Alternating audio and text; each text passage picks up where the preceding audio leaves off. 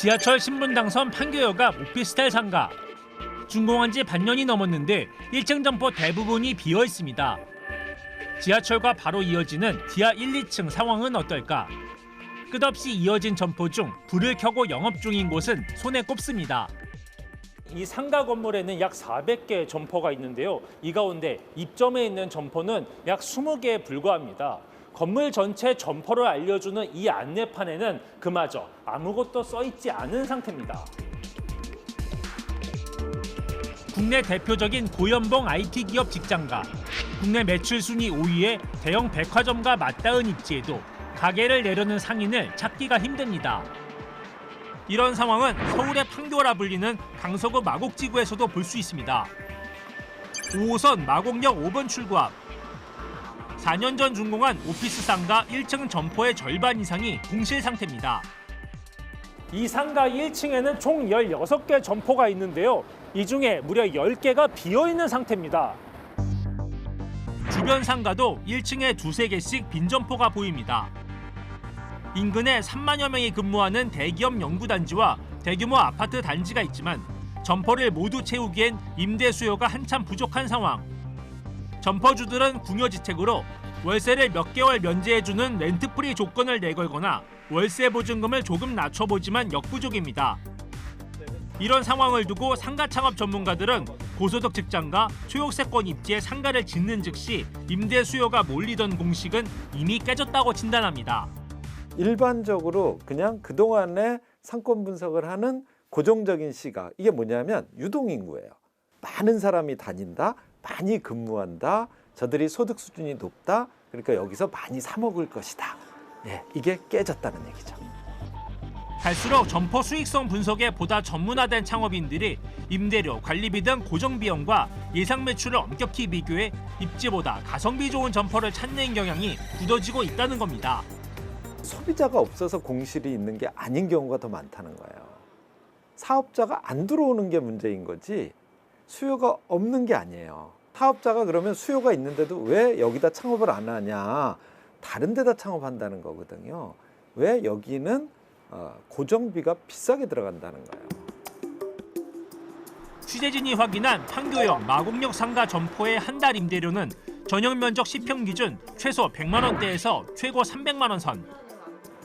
높은 공실률에도 점포주들이 임대료를 더 깎지 못하는 건 점포 분양 가격 자체가 워낙 높았던 게 핵심 이유입니다. 판교역 상가 점포 한 곳의 분양가는 최고 20억 원 수준. 지하 2층이 사실상 거기 같은 경우가 4억에서 8억, 9억, 10억 사이. B1 같은 경우는 평당 한 1억 6천 정도 했어요. 제일 잘 나가는 1억 7천 정도. 10평이면 16억, 17억인 거죠. 그게 평균이고. 근데 임대인들께서 렌트프리도 주고 좀 임대료도 이제 실제 상황에 맞춰서 좀 인하하면서 공실을 없애는 그런 취지로 임대를 놓는다면 충분히 공실이 생기지 않을 거고 임대가 맞춰졌을 거예요. 근데 워낙 분양가에 비싸다 보니까 분양가 대비 어느 정도 수익률을 맞춰야 되겠다. 임대료를 쉽게 낮추지는 않은 것 같아요. 최고 입지 상권의 비싼 분양가와 높은 임대료, 이를 피해 가성비 점포를 찾으려는 똑똑한 창업 트렌드.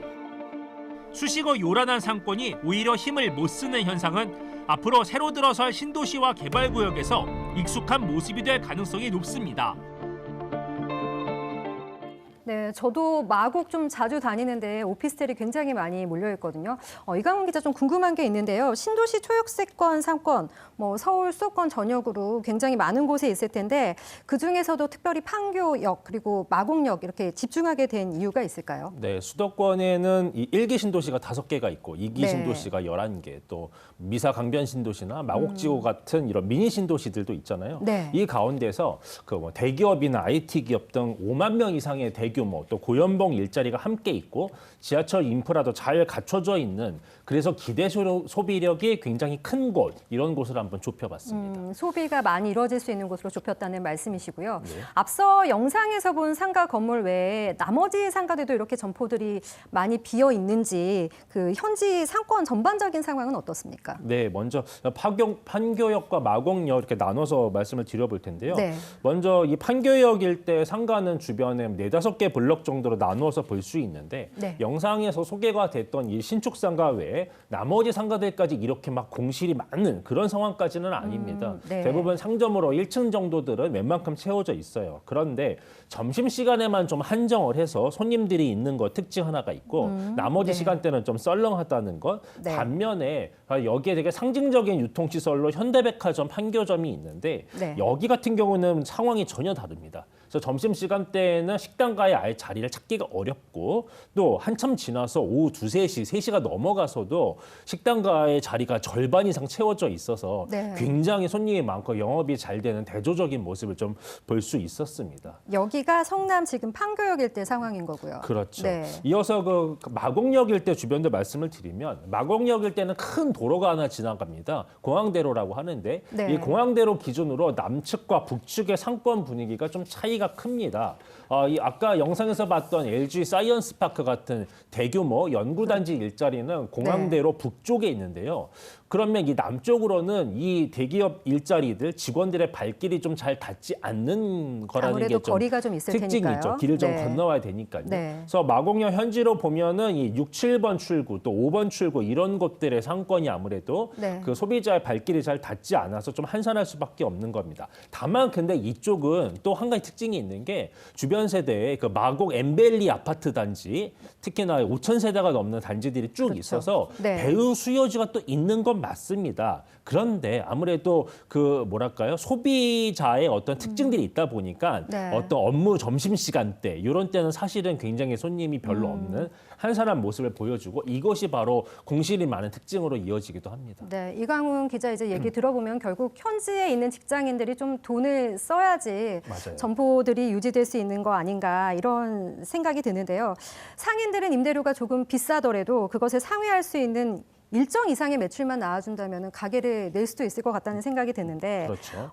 현지 직장인들이 주변 상권이 이렇게 많은데도 불구하고 또 이제 대규모 그 대기업이 몰려 있는데도 불구하고 지갑을 잘 열지 않는 분위기인 걸까요? 네, 맞습니다. 네. 직장인들도 실제로 그렇게 얘기하는데요. 네. 판교역 같은 경우에는 점심시간에 주로 식사들을 하는 그 식당가가 좀 압축돼 있는데 네. 그곳에 1층 기준으로 한 상점이 한 30개 정도 있거든요. 네. 근데 제가 쭉 돌아봤는데 이른바 우리 웨이팅 한다고 하잖아요. 그렇죠. 바깥에까지 줄을 서고 있는 4곳밖에 안 됩니다. 나머지들은 뭐 간신히 채우거나 아니면 손님이 거의 없는 식당들도 있었어요. 네. 분명한 거는 이들 상권에서 점심시간 손님이 계속 줄어들고 있다는 겁니다. 판교역 앞에서 직장인 4명을 인터뷰했는데 그중에 2명이 이런 얘기를 했습니다. 영상을 한번 보실까요? 일주일에 5일 중에 몇 번 정도 이쪽 상권에서 드시나요? 저희는 계속 구내식당 많이 써가지고 뭐 한 달에 2-3번만 밖에서 나오고 구내식당을 즐겨 이용하시는 이유가 있으실까요? 가깝고 편해서 아니면 혹시 비용이나 이런 부분은 없으신지? 그런 것도 있죠. 회사에서 밥 주니까. 점심 때 주로 어디서 어떤 걸 좀 드시나요? 구내식당에서 먹어요. 네, 평일 5일 중에 며칠을 구내식당을 이용하시나요? 저는 뭐 특별한 일이 없으면은 5일 다 구내식당에서 먹고 있어요. 구내식당을 이용하시는 이유는 혹시? 네, 가격도 좋고 뭐 그 비용 대비 음식 퀄리티도 다른 데 비해서 좋은 것 같아서 그 상점을 거의 이용을 안 하시는 거죠? 일반 음식점을요? 네네 약속이 없는 한 거의 그렇게 하고 있어요. 네, 한 달에 2-3번만 밖에서 점심을 먹는다고 하면 상인들 입장에서는 정말 속이 타지 않을 수 없는 문제인데 네. 예상했던 것보다 외식하는 횟수, 점심 나가서 먹는 횟수가 되게 적죠. 굉장히 적습니다. 네. 이제 지금 저도 주변에 점심 먹으러 가보면은 뭐 기본 10,000원이 훌쩍 넘어가거든요. 네, 맞습니다. 아무래도 요즘 외식 물가 많이 올라서 그런 이유가 있겠죠. 그렇죠. 외식 물가가 요즘 많이 오른 건 기본적으로 깔고 가야 되고요. 네. 근데 굉장히 중요한 특징이 있습니다.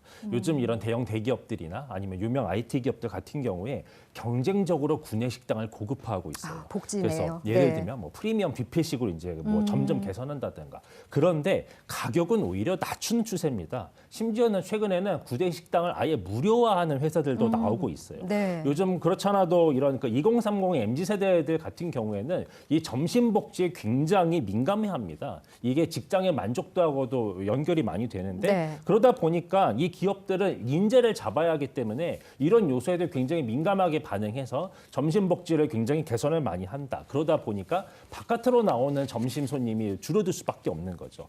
그리고 더 중요한 거는 저녁 시간 같은 경우에 사실 매출액이 조금 더 많이 원래 나와줘야 되는데 네. 음식점 입장에서는 그쵸? 그런데 네. 코로나19 기점으로 회식 확 줄어들었죠. 근데 그게 크게 회복되지 않고 있어요. 그리고 일부 사적 모임 수요에 좀 기대고 있는데 역시나 제한적인 특징이 있죠. 그렇죠. 아무래도 단체 손님을 받아야지 매출에 좀 기여를 할 텐데. 맞아요. 2명, 3명 뭐 이런 네, 정도니까. 지금 뭐 저만 경험하더라도 예전처럼 그 회식하는 일이 뭐 거의 찾아보기가 좀 어려운 것 같습니다. 요즘 또 직장 문화도 그렇고요. 그렇죠. 네.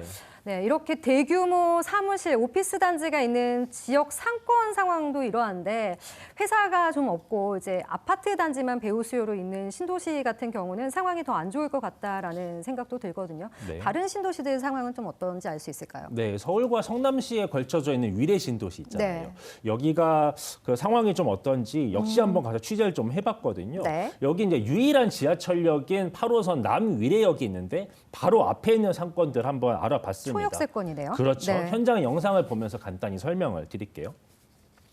네, 남위례역을 나오자마자 가장 먼저 만나게 되는 20층짜리 대형 오피스텔 상가인데요. 준공한 지 3년 됐는데 지하 1층부터 지상 3층까지 거의 다 공실이었고 들어와 있는 점포가 한 2-3개 정도밖에 없었습니다. 네. 심지어 상가 임대 상담 사무실까지 출입문이 그냥 닫혀 있고 불 꺼져 있는 거 보이시죠? 네. 그래서 대체 이유가 뭔가 인근 부동산들을 좀 방문해서 이유를 물으니까 대답은 공통적입니다. 네. 임대료가 너무 비싸다라는 거죠. 어느 정도 되나 보면 전용 면적 20평 기준으로 월세가 한 540만 원 선. 와. 이게 굉장히 작은 규모인데 조금 더 늘어나면은 뭐 5평에 600만 원대 이 정도 되는 거죠. 월세만 저래요. 맞아요. 네. 또 바로 옆에 있는 오피스텔 상가도 전체 봤는데 1층에 공실이 막 서너 개씩 있고 꽤 침체된 모습을 좀 볼 수 있었습니다. 네. 뭐 이제 막 지은 것도 아니고 3-4년 된 초역세권 상가도 이렇게 대부분 공실이고 아까 이제 불 꺼지고 어두운 그런 화면 모습들 많이 볼 수 있었는데요. 네, 맞습니다. 점포 분양받은 그 주인들 입장에서도 속이 굉장히 많이 탈 것 같습니다. 시간이 지난다고 공실이 채워질까? 이제 이런 의문도 드는데 어떻게 보시나요? 체감상으로는 전혀 안 채워질 것 같은 느낌은 솔직히 듭니다. 네. 그런데 상권 전문가나 또 현재 공인중개사들의 의견은 점포가 결국에는 몇 년 지나면서 웬만큼 채워지긴 한다. 그래서 뭐 빠르면 한 2-3년, 오래 걸리면 최대 5년 정도 지나면 꽤 채워진다. 성숙의 시간이 필요한 거죠. 그래도 2-3년에서 그래도 최대 5년까지 그렇죠. 보고 네, 있어요. 물론 네. 한 절반 정도가 최대치인 경우도 있다. 그래서 이거는 이제 지역과 네. 또 상가의 어떤 속성에 따라 다른데 그 사이에 사실은 그냥 공짜는 없어요. 점포들이 들어왔다가 빠지고 들어왔다 빠지고 네. 몇 번을 개업과 폐업이 반복이 되면서 업종도 바뀌고 그렇죠. 어떤 안정된 어떤 업종을 찾아가는 기간도 있는 거죠. 그래 이렇게 공실이 채워지기까지 몇 년이나 걸리는 이유는 뭘까요? 점포주들이 이렇게 점포를 비워놓은 상태에서도 임대료를 빨리 낮추지 못한다는 핵심 이유가 있습니다. 네. 전문가의 한번 설명을 들어볼까요? 건물주들이 처음엔 임대료를 안 내려요. 자기가 산 가격이 있기 때문에 임대료를 내리면 자기의 건물 가치가 떨어집니다.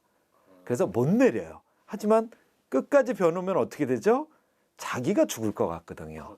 이자도 내야 되고 또 거기에 대해서 자기가 임대가 안 나가면 자기가 관리비도 내야 돼요.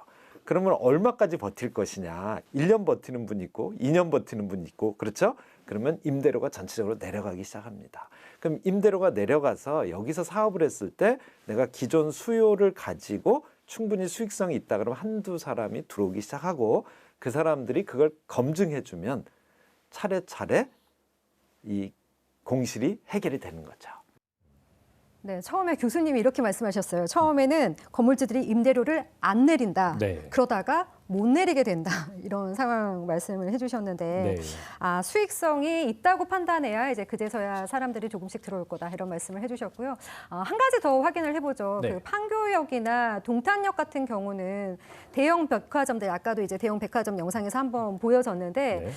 그 백화점들이 그 일대 소비 수요를 좀 다 끌어당겨가지고 주변 상가들이 오히려 힘을 못 쓰는 거 아닌가 이런 생각도 드는데요. 어떻습니까? 네, 저도 이 취재를 시작할 때는 처음에 그런 추측으로 출발을 했던 거는 맞습니다. 네. 왜냐하면 이 지역의 이 대형 백화점들의 특징은요. 지역의 소비자들만 찾아오는 게 아니라는 거예요. 예를 들면 판교든 동탄이든 경기도 동부 남부에 굉장히 넓은 지역에 네. 그 지자체들에 퍼져 있는 그 소비자들이 몰려오는 곳이어서 소비자들의 권역이 사실은 10km가 넘습니다. 네. 그래서 이 블랙홀 효과가 굉장히 세다라는 추정도 있긴 한데 근데 원래는 이렇게 백화점과 그다음에 바로 옆에 있는 상가들이 뭐 충돌 관계냐 보안 관계냐 이게 되게 중요한 거잖아요. 그렇죠. 근데 취재를 했던 이 판교역 상가의 경우에는 백화점과 어떻든 보안 관계가 되려고 계획이 됐고 네. 업종들도 그렇게 좀 세팅하려고 했습니다. 그 말은 뭐냐면 적어도 충돌을 피한다라는 거죠. 애초에 계획은 그렇게 했다는 거죠. 그렇죠. 네. 아무래도 속성이 다른 것들로 채워지고 음식점도 좀 내용이 다른 것들. 네. 그리고 예를 들면 백화점에 못 들어가는 업종들이 주변에 포진이 되면 좀 나을 수 있겠죠. 그렇죠. 그럼 백화점에 들렀던 소비자들이 이 상가도 찾을 수 있을 거니까요. 네. 그런데 문제는 지금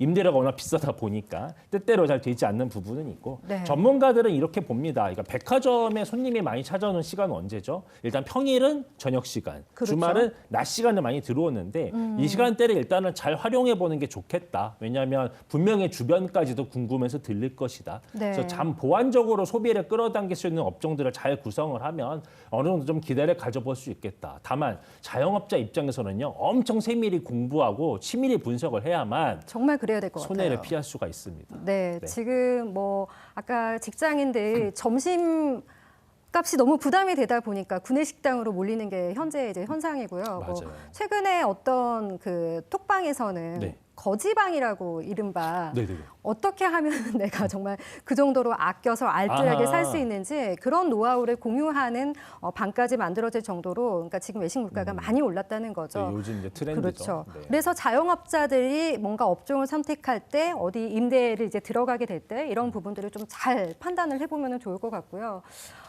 지금 영상에서 이제 이강훈 기자 취재처럼 판교나 마곡 지역 상가에 입주할 계획이 있는 분들이라며 오늘 이제 취재 기자 통해서 들은 이 지역 상황과 분위기 전에 들으셨으니까 어떤 업종을 선택하는 게 좋을지 지금 임대료는 적정한지 어떤 선택이 최선일지 좀 꼼꼼하게 따져보시고 좋은 결정을 내리셨으면 좋겠습니다. 이강훈 기자 오늘 수고하셨습니다. 수고하셨습니다.